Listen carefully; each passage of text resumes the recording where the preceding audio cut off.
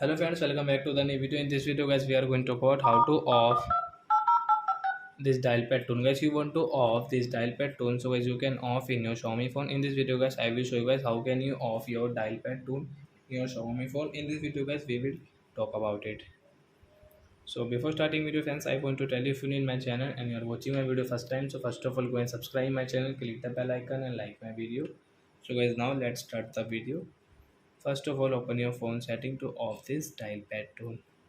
Then guys scroll and guys you can see your sound and vibration. So guys tap here and guys scroll it and guys click on this additional setting. Tap here. First one guys you can see your dial pad tone. So we will off from here. And guys now you can see. So this dial pad tone will not work in your Xiaomi phone guys. You can see dial pad tone has off in our Xiaomi phone. So I hope friends you have understood how to off dial pad tone. So that's it guys. Thanks for watching. Now we will meet on next video with new topic. Before going guys, please go and like my video, subscribe my channel. Bye bye friends.